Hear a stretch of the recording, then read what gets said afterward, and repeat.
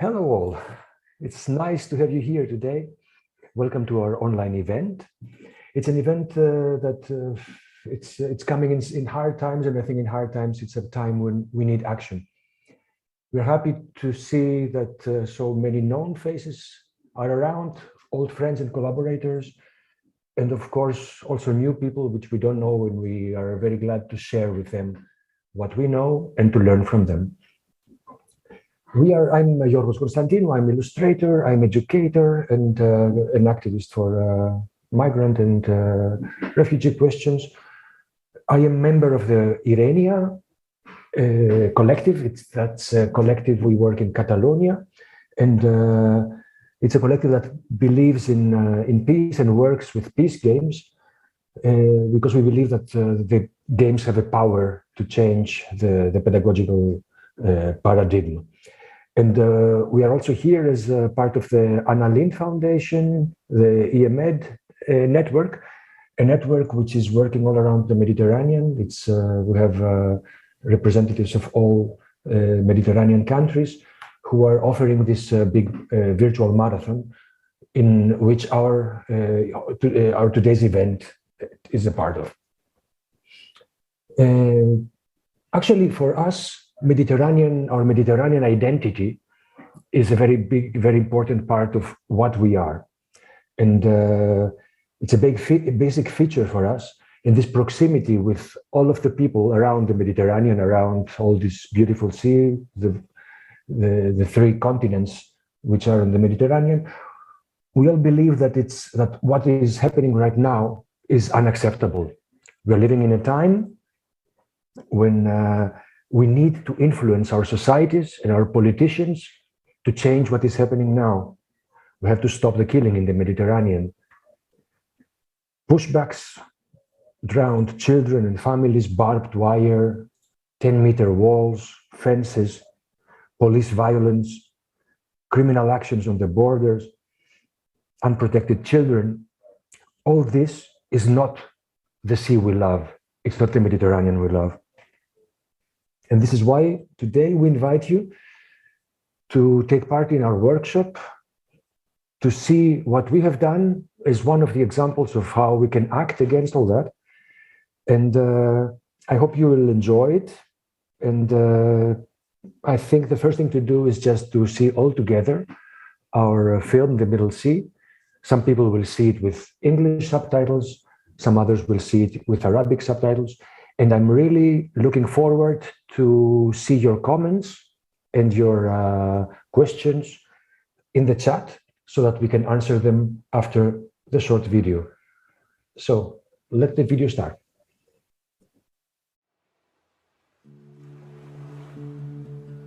La Mediterrània forma part de la nostra identitat.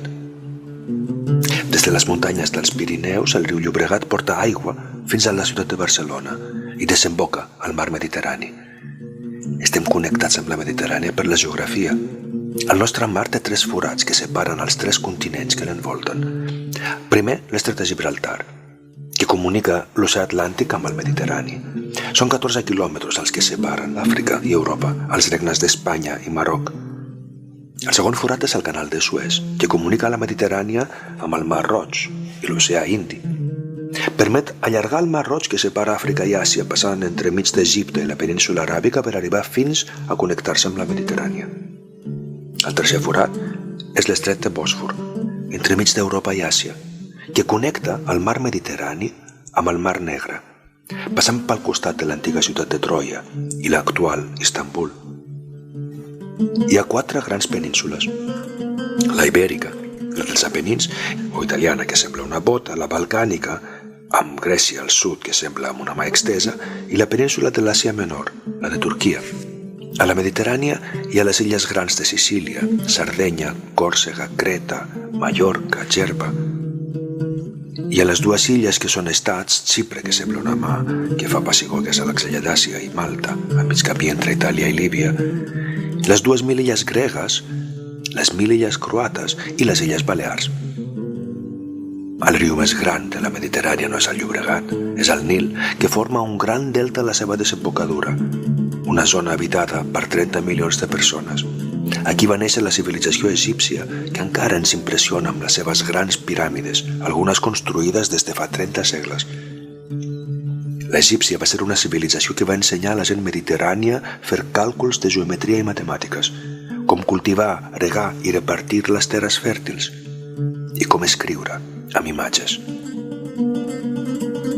Una mica més amunt va néixer una altra gran civilització, la fenícia. Els fenicis van idear el primer alfabet on a cada so se li assignava un símbol. Van ser grans mariners que navegaven ja 1.000 anys abans de Crist per comerciar amb tots els pobles que habitaven les costes mediterrànies. Van crear colònies a Egipte, a Líbia, Tunísia, a la península ibèrica, a Còrsega i Sicília. La ciutat fenícia de Cartago esdevé un centre de la seva cultura i tothom va aprendre d'ells. Els pobles mediterranis estem connectats per la història. Un dels pobles que van aprendre molt dels fenicis van ser els grecs, que van transformar l'alfabet fenici, li van donar mitja volta a l'àlif per convertir-lo en alfa. I també van ser viatgers i comerciants, i van fundar colònies com ara Marsella, Empúries o Siracusa. Van ensenyar el seu art i van tenir una gran influència sobre els seus veïns. Invents grecs, com ara la filosofia, el teatre i la democràcia, paraules com la geometria o la política, han arribat arreu i encara segueixen per aquí. Els pobles de la Mediterrània estem connectats per la cultura. El lloc on es va conservar millor la ciència i la literatura grega va ser Alexandria, amb una immensa biblioteca, creada fa 2.000 anys. Un cop que la civilització grega es va començar apagant, el poble que es va fer fort a la Mediterrània van ser els romans. A Roma, les lletres fenícies van tornar a transformar-se. Del delta grec es va fer la D llatina.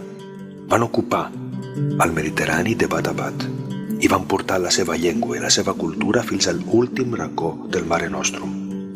Un record de la seva conquesta del Mediterrani és el fet que encara avui en dia a Itàlia, França, Espanya i Romania parlem llengües que provenen del llatí. Els pobles del Mediterrani estem connectats per les paraules.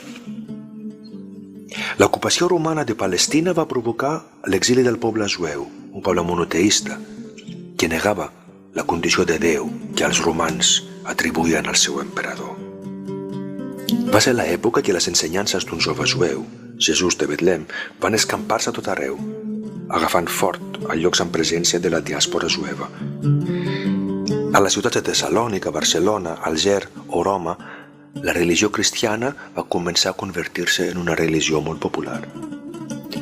I en l'època que uns pobles del nord conquistaven Roma i tot l'oest mediterrani, la religió cristiana, nascuda a Àsia, es va convertir en la religió oficial de Constantinoble, capital d'un nou imperi que s'extenia des de Palestina fins a Algèria. Els pobles de la Mediterrània estem connectats per les religions. Uns segles més tard neix una nova religió, l'Islam, fundada per Muhammad, per un jove àrab comerciant de la ciutat de Meca, a la península aràbica. La religió de l'Alcorà es converteix en la nova religió majoritària de tota Àsia Menor, el nord d'Àfrica i la península ibèrica. Gràcies a l'expansió de la cultura islàmica, el coneixement acumulat a la Biblioteca d'Alexandria es va difondre per tot el Mediterrani, enriquit per costums, músiques i poesies en llengua àrab. En aquesta època, tothom va deixar d'utilitzar la manera d'escriure els números, com feien els grecs o els romans, substituint-la amb la manera àrab. Durant els segles d'or d'aquesta civilització, els àrabs van ensenyar medicina, astronomia, matemàtiques, van aportar normes d'higiene, noves maneres d'heregar i de construir.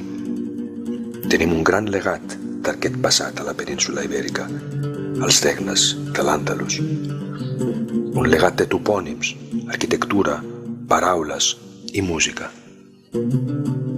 Les tres religions monoteistes, el judaïsme, el cristianisme i l'islam, van conviure durant 8 segles, fins que els reis catòlics van conquerir la península. Llavors van obligar a tothom a convertir-se al cristianisme o a ser expulsats. Centenars de milers de musulmans i jueus van ser reprimits i expulsats, i molts van trobar refugi al nord d'Àfrica, l'est del Mediterrani o la península dels Apenins. Els últims 150 anys van ser marcats pel domini del colonialisme europeu. Des de la caiguda de l'imperi otomà, tot el nord d'Àfrica i l'Orient Mitjà es van convertir en països governats per potències estrangeres. Les ferides d'aquesta època encara són vives. L'alliberament dels països ha sigut un procés difícil i el domini del nord sobre el sud encara no s'ha superat. Durant tota la història de la Mediterrània, els pobles s'han mogut, s'han barrejat. Fenicis, grecs, romans, àrabs, genovesos, venecians, catalans han anat a viure a diferents països portant els seus costums, les seves músiques, històries, religions, idees, les seves maneres de cuinar i de fer festa. Els pobles de la Mediterrània estem connectats perquè compartim el clima mediterrani, el que fa que les mateixes plantes puguin créixer als voltants del nostre mar. A tot arreu trobarem olives, blat i raïm. Estem connectats amb la mateixa cuina, la cuina mediterrània, que és una suma de tot el que vam copiar un de l'altre durant tots aquests segles. Des de la paella i la pizza, la pasta, el falàfel, el doner o el hummus, compartim molt més que un mar. Compartim històries, contes, costums, compartim una manera de ser. Tenim noms nascuts a Palestina, Israel, a Grècia o a Roma. Durant tota la nostra història, el Mediterrani va ser la cruïlla de civilitzacions, el camí per comunicar-se, una via d'intercanvi i d'aprenentatge. Però ara això s'està canviant. El Mediterrani està esdevenint frontera. Una frontera que separa els pobles. Una frontera cruel que no deixa passar el que sempre passava. Des de l'any 2000, més de 35.000 persones van morir al Mediterrani, intentant arribar a les costes europees. Fugint de guerres, de pobresa, de la falta de llibertat, la gent aquesta troba les fronteres tancades. Gent que arriba a les costes europees portant les seves músiques, les seves històries, les seves idees, els seus somnis i esperances, i estan morint cada dia a les portes d'Europa. Els nostres governs del nord estan convertint el mar en un mur. Els rius dels nostres països de la riba nord contaminen el mar. Les nostres empreses s'estan enriquint amb les vendes de maquinària i armament i la mà d'obra barata del sud.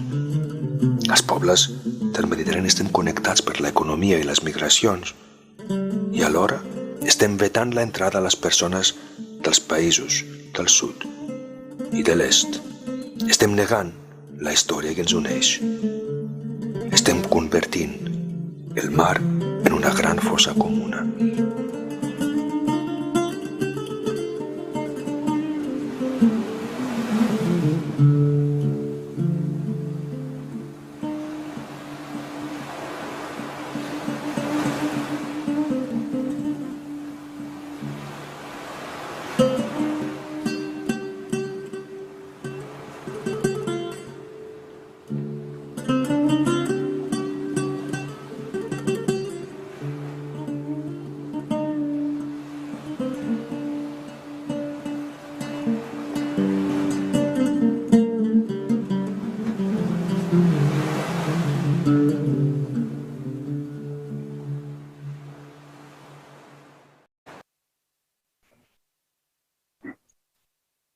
So thank you very much for watching.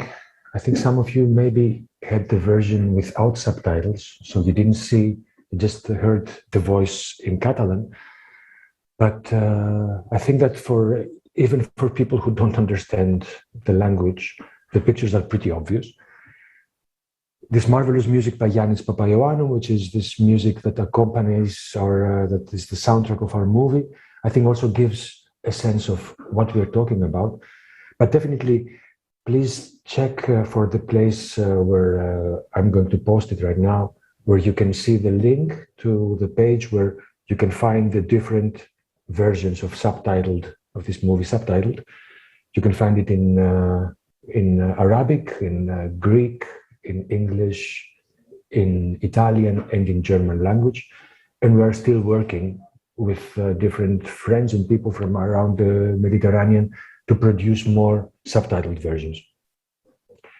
I would like to remind you all that you are really invited to send in your questions. Thank you very much for the first questions, which are already arriving. And I think that the best time to talk about all that will be just in the second part of our event, where we are going to meet all together for having Mediterranean coffee. For the moment, I just invite you to see a small video explaining how and what brought us to make this film. So welcome to see this short video, and we'll be back again in some minutes. Our Middle Sea video has a special story. It starts some 5 years ago, while during the time of this big migrant wave, which brought over 1 million people through the Greek islands. At that time, our collective IRENIA, who has been doing so many workshops at schools, we've been always doing non-competitive games at school, we've been asked to produce and to offer to these public schools workshops considering the situation, for explaining what's happening to their students. For us, it was a pretty difficult decision, because on the one hand, we knew that we could never offer as much as they wanted. And on the other hand, it was kind of immoral to try to offer our professional work on this situation, which was actually a humanitarian crisis. So we contacted with Stop Mare Mortum, which is a Catalan organization working on this subject, and we organized a series of workshops with people who were working in education, activists, teachers, and people who were just interested in the subject. And we organized a series of workshops during which we created some new educational materials to being brought to schools and being taught and being facilitated through those activists from this organization. And so we made these workshops, and actually we created 4 different games. It was a very interesting experience, and actually we managed to socialize a lot of our knowledge, but there was a problem, like I always do at schools when I go and make workshops considering the Mediterranean Sea. What I do is always to begin my classes by making a big drawing on the blackboard or whiteboard, explaining what is the Mediterranean, because kids don't know so much, or they have partial knowledge, or they have a knowledge which is somehow kind of filtered of the national view of the Mediterranean. Actually, you can socialize a lot, but it was pretty difficult for the people who participated in the workshop to learn the way I was doing this on the blackboard. So the solution was to create a film. The solution was to make a film out of all this explanation, try to put it all in one short video, which could be then projected in the classes as an introduction to the subject. Back then, in Berlin, I contacted with Dorothea Vogel, who is a professional animator and who is a filmmaker and has a nice studio in Berlin. And we worked on it a couple of days, and it was really, and we were really pleased by the result. We asked Yannis Papaioannou, a great Greek musician living in Barcelona, to make us, to create for us the soundtrack. And actually the result is what you saw just before. The script was made especially for this film, but it was based on all this experience of 10 years of workshops with children, where actually when you do workshops with children, you have to really get to the point in a way that you don't use either those big words and this wording of social, big words. So we decided to, the script was really based on this knowledge, with easy to understand descriptions of what is the story, what is the reality. And I think that actually we managed to make a film that addresses all audiences. It's for children, young children from 10 years old and beyond, and actually for everybody. Since the creation of the film, the video has been seen by many, many people at many, many schools. It has been seen it has been projected in a human rights festival. It has had its own special audience also through the Maidan network, which offered 5, I think it's 5, or is it 6, subtitle versions. Thanks to the help of many people who offered their work for free. And actually, it was all done practically for free. We had the support of Stop Mare Mortum, the support of IRENIA, but actually the main work was done as a volunteer, as an activist offer to society. As we put this context in the time perspective, I think it's pretty easy to realize how absurd the current European border policies are, which are actually denying a long history of intercultural exchange, a long history of the Mediterranean being the crossroads of civilizations, this crossroad where people from either sides of either banks of this Middle Sea influence each other, learn from each other, where knowledge from one place is transferred to the other and gets a new form. It's actually pretty obvious that our common history is based in this interaction of civilizations, and what the current policies of Europe are provoking is to transform this sea, which has always been a bridge, transforming it into a wall, a very brutal wall, where the last years, since 2000, we have counted over 38,000 deaths. And it's actually this which, putting this historical perspective allows us to get a step beyond and understand that the current situation is absolutely new, is absolutely illogical, and it's a situation that has no future, because there's no wall tall enough, there is no fence strong enough to keep back people who are escaping from misery, from hunger, from war. Every year, hundreds of thousands of tourists go to the Mediterranean. They come from all around Europe, the Northern Europe, Western Europe, from all around the world.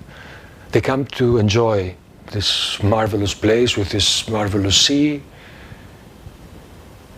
And actually, it is pretty sad to see that all those people try to look away. What's happening today? What's happening is that this Mediterranean Sea is converted into a huge mass grave. We all know about the Mediterranean, but our view is pretty much conditioned of our national history. Everybody looks the Mediterranean behind his national glasses. And what we wanted to say is that we should just realize that there is a common history which is shared by all and which is our common shared past. So instead of taking just one view, we tried to show all those things which have influenced us, which has influenced all those civilizations, all those countries around the Mediterranean. In a sense, we wanted to also show what this colonial past means, what this Eurocentric vision of the Mediterranean means.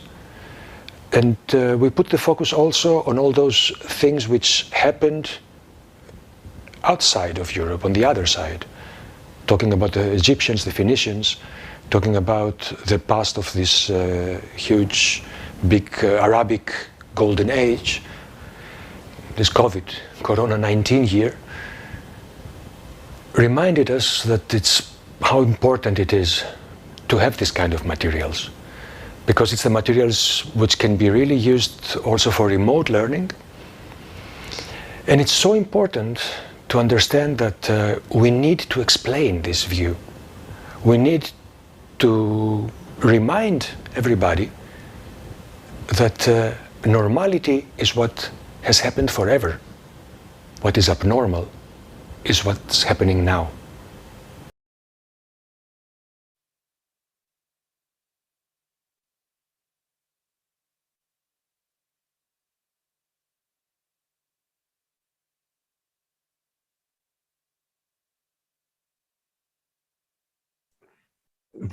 Sorry. So this is an explanation about what brought us to make this film, which were the conditions under which we created it.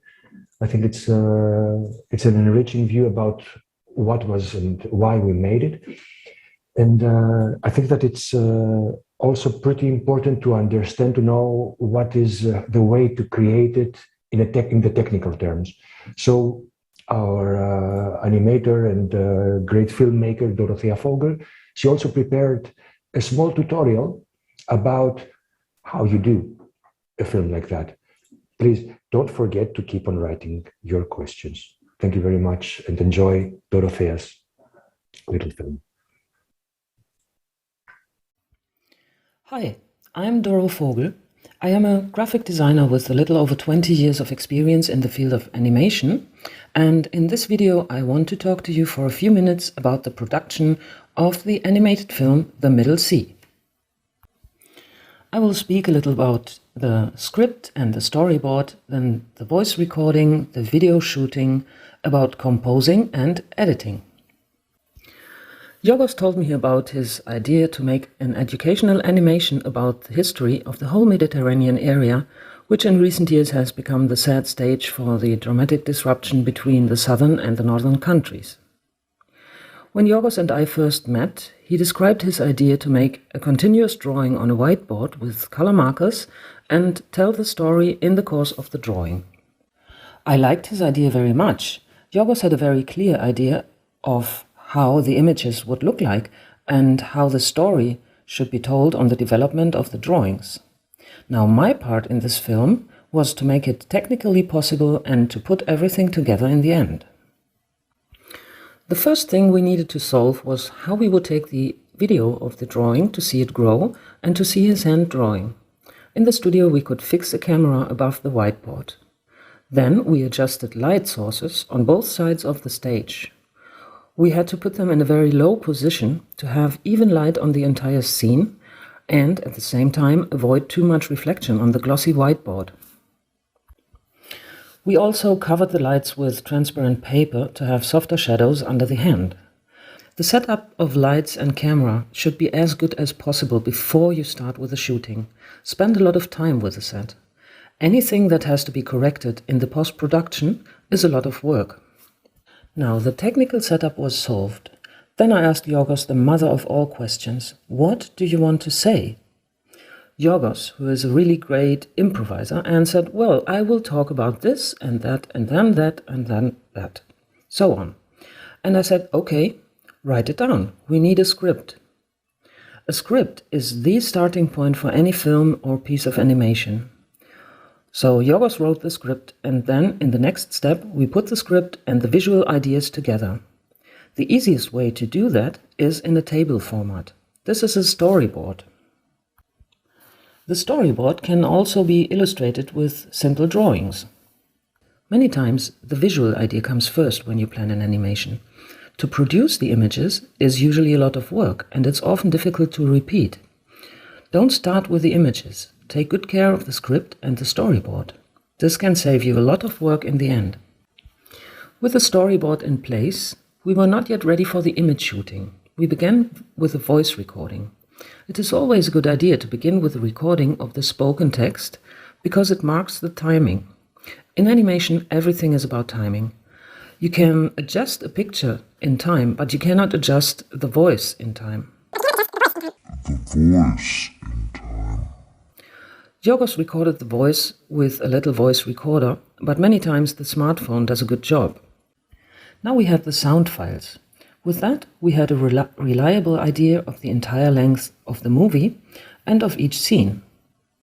With the voice recording ready, we could start with the shooting of the images.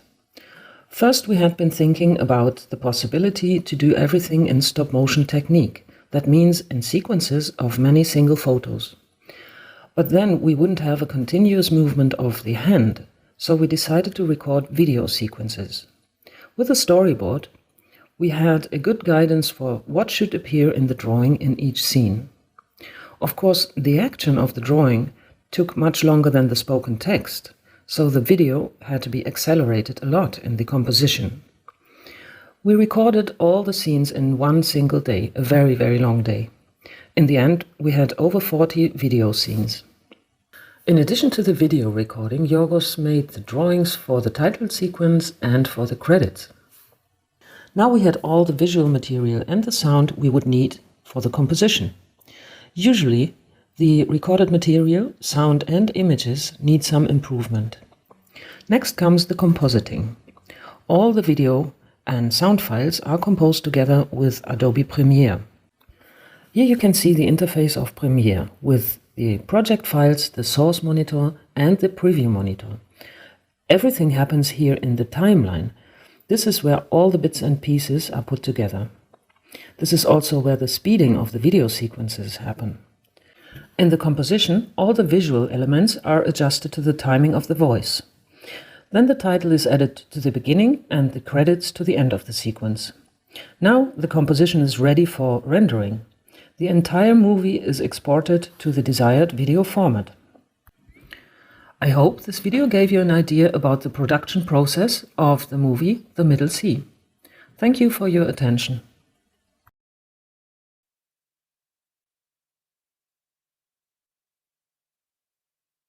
A marvelous work by Doro.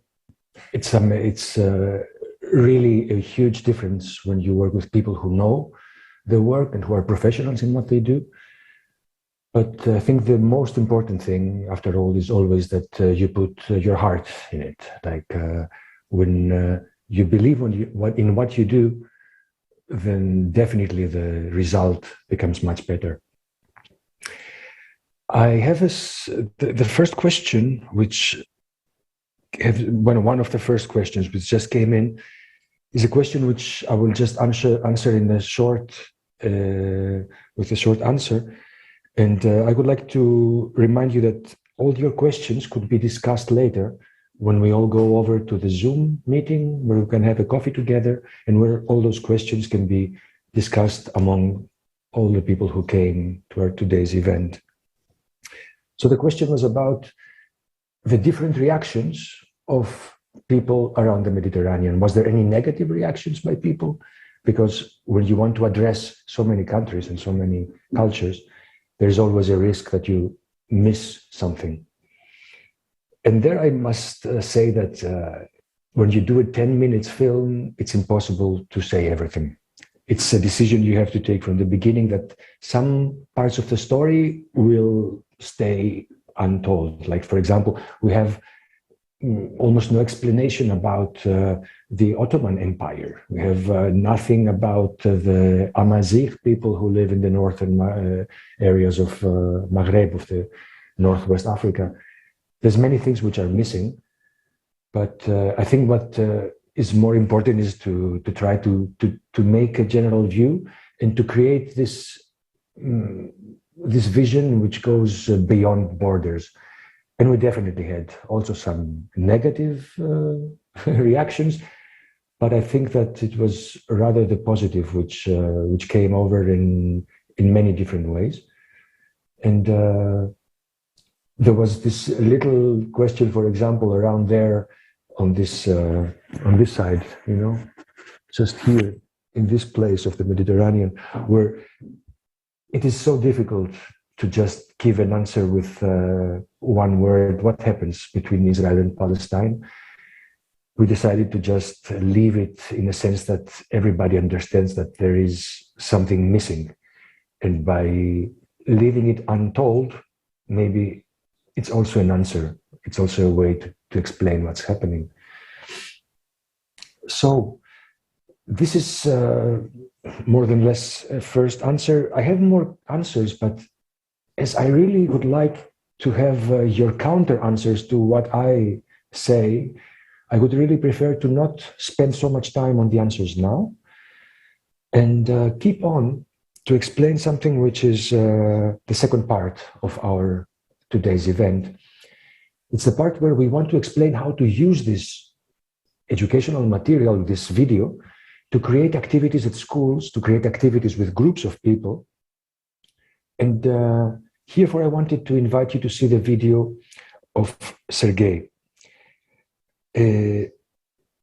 Before I show that, maybe I need to say something which is also came in as a question, and I think it's interesting to say the answer.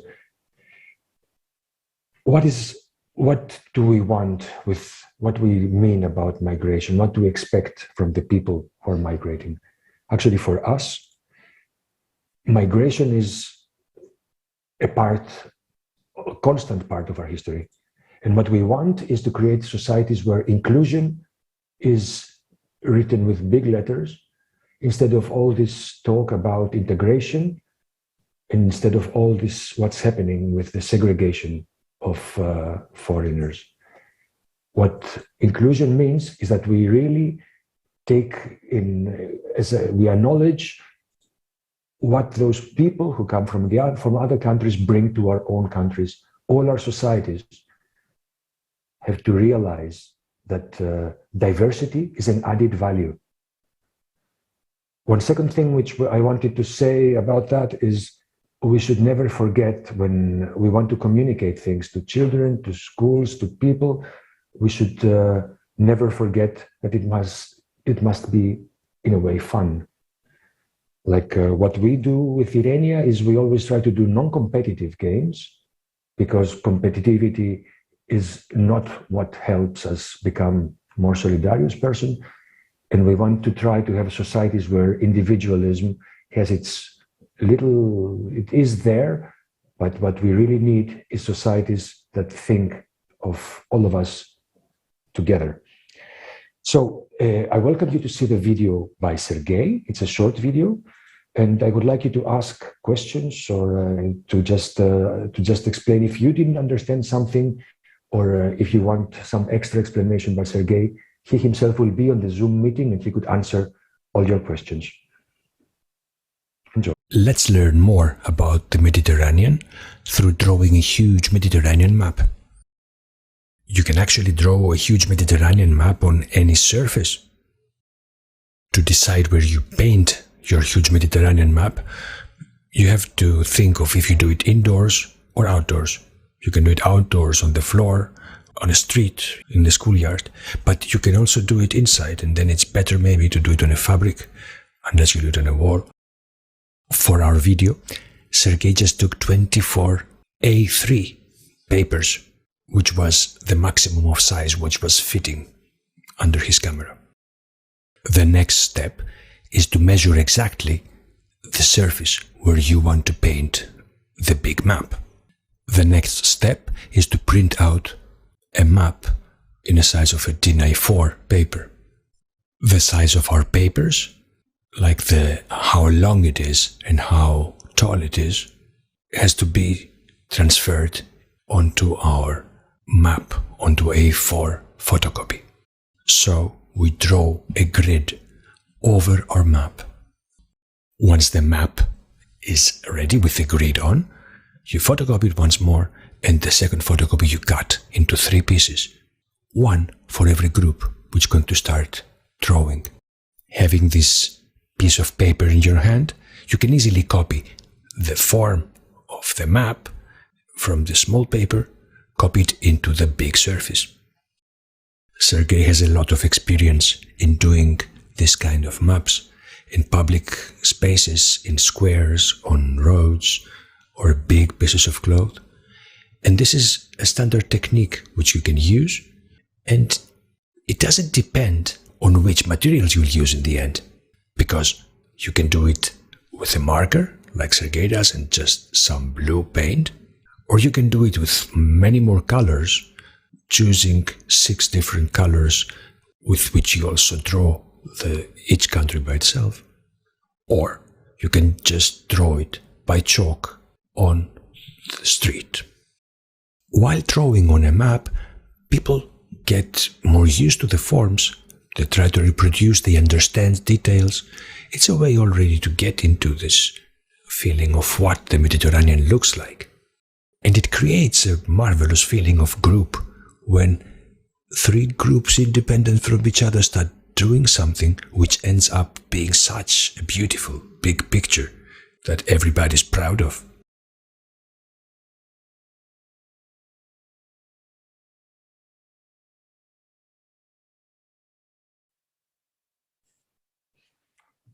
Yes, thank you, Sergei, for your great reproduction of what we wanted to explain. And actually, you saw the pictures. It's an activity we've done in different places throughout those last years.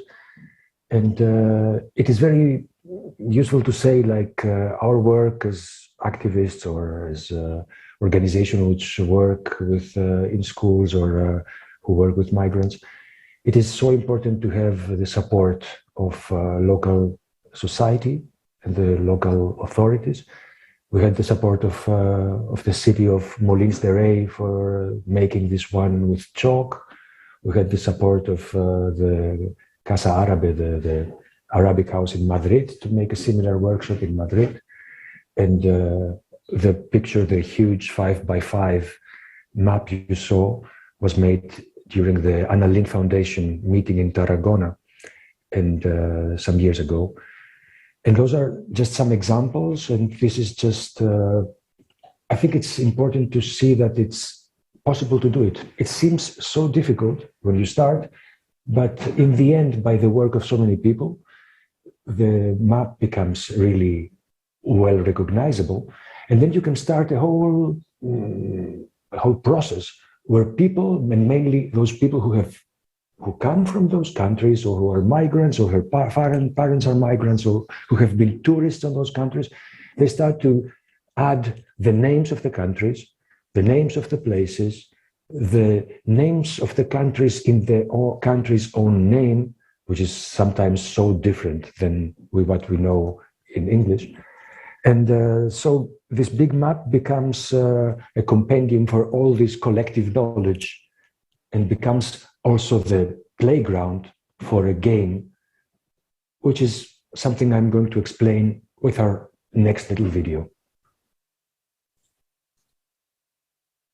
Our Peace Games collective, IRENIA, has been offering this a lot of workshops in schools. One of them was Entreteras, between the countries. This Entreteras is actually a pretty interesting way to have children learning through game, through playing, you know. The way that questions are made is helping that not only the people who know can answer, but also people who can think and who can understand the context.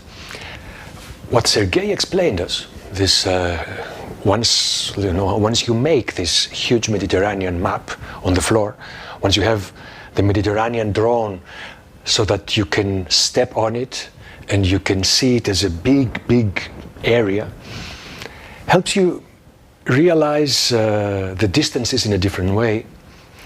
Once the children have been drawing on it, they have also realized lots of things which are details of this Mediterranean geography.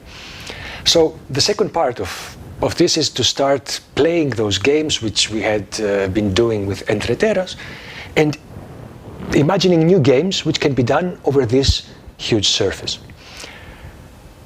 Making questions and answers, making questions which can be answered by children, not only with words but also with action. For example, try to make a jump from Algeria to Greece. Does it take one step? Does it take two steps? The distance between the far eastern and the far western part of the Mediterranean. Just jumping over this and walking over it and making these steps, it really creates a new connection to this geographical region. It creates a more corporal relation to it.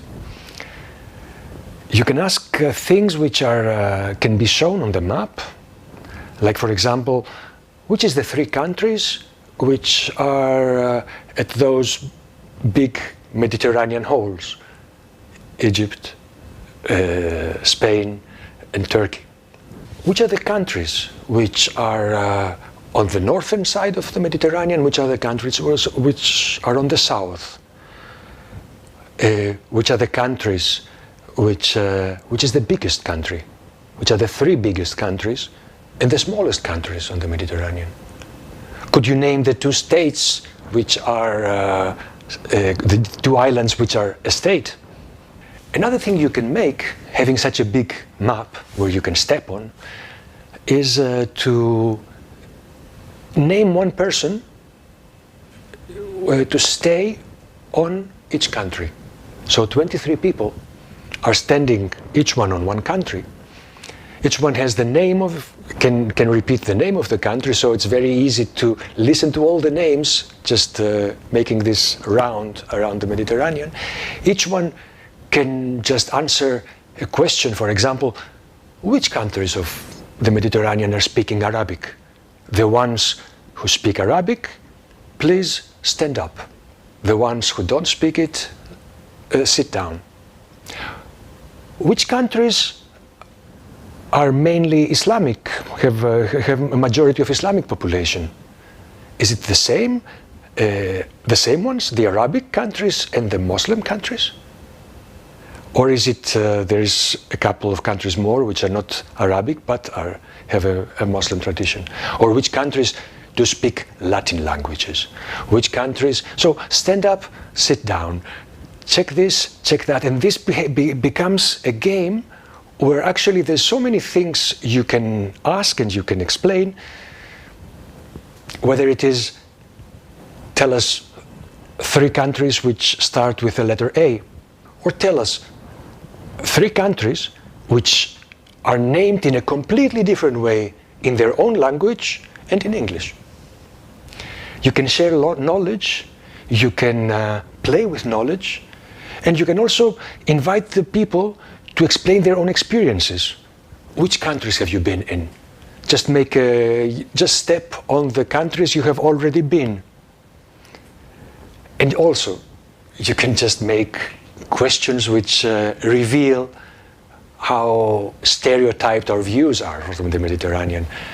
For example, asking the children, in which country of the Mediterranean the people never go to the beach?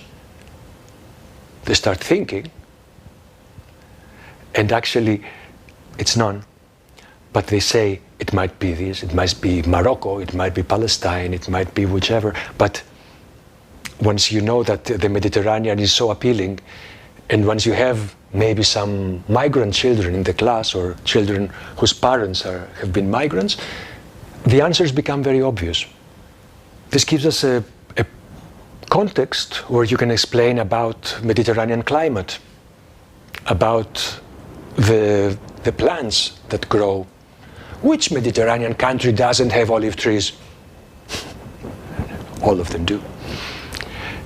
You can talk about religions, you can talk about languages, you can talk about the food, no? You can talk about pizza, which is pizza in Italy, and it's pita in Greek, and it's coca in Catalonia, and it's all those different ways where those same ingredients are served, and they're so similar.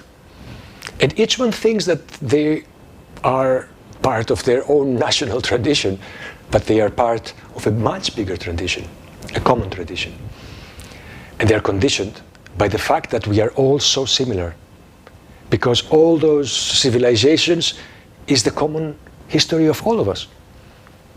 So playing over the Mediterranean becomes a really nice game, an endless game actually, where children and adults share their knowledge, where we can talk about the names of everybody. You know, so many people who have an Arabic name, a Jewish, a Hebraic name, or a Greek or an Italian, and those names can be found in countries which are other ones, you know, like there is Maria, not only in this area of Judeo-Arabic origin, it's used all over the Mediterranean. And the name of David, the name of Alex, all those names which we actually don't really ask ourselves where they come from because we're so used to that. And this is actually what we propose. Play this game and realize yourselves how many things we know but we don't say, how many things don't fit into our national narratives and actually could help us understand the world we live in.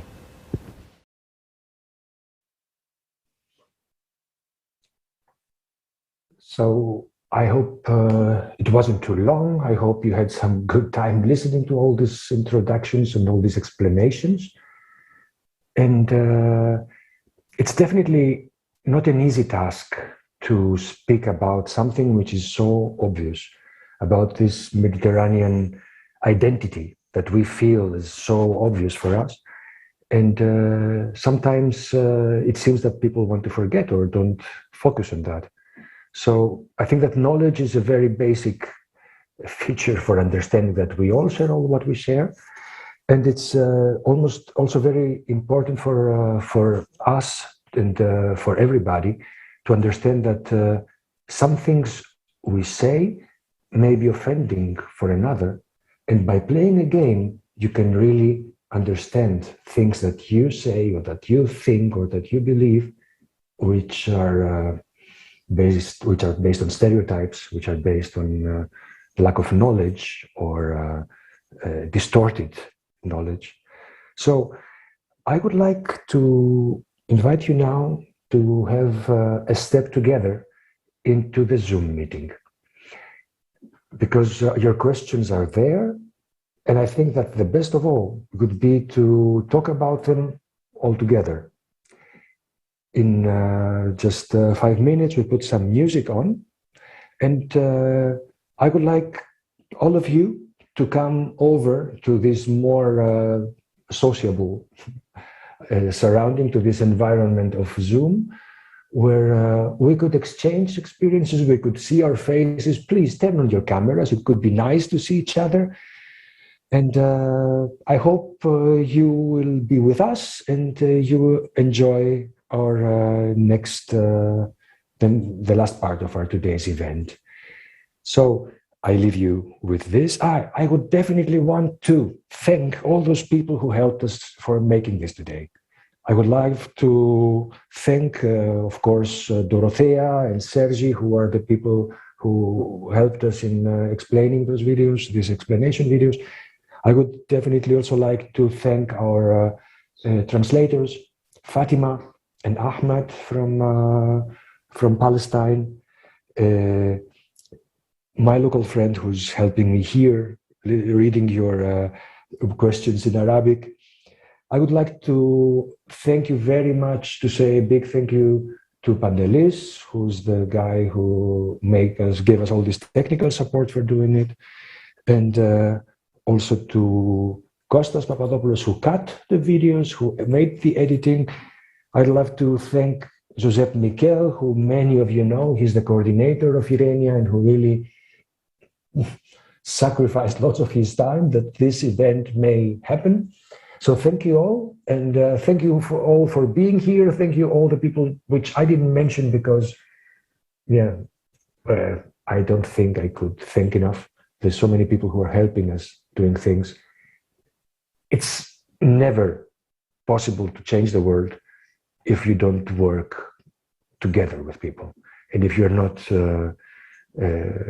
wanting to also see that you are never the person who knows everything. There's so many people who can put together their knowledge and their capacities to make things happen. So see you at the Zoom meeting. Let's have a coffee together. We have now 5-10 minutes with the music on, that everybody can prepare his kind of coffee, and see you there. Thank you very much.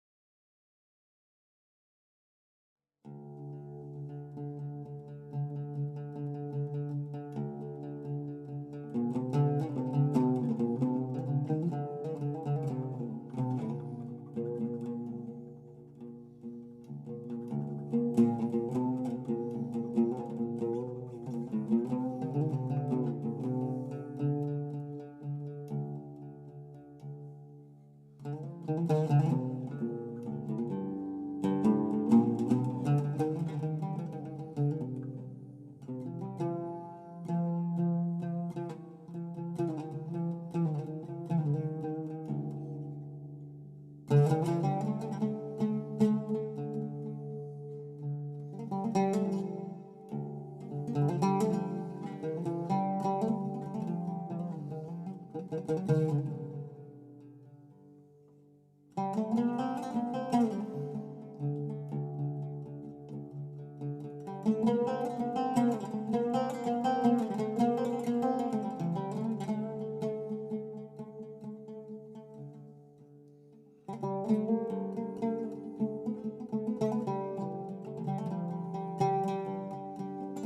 you.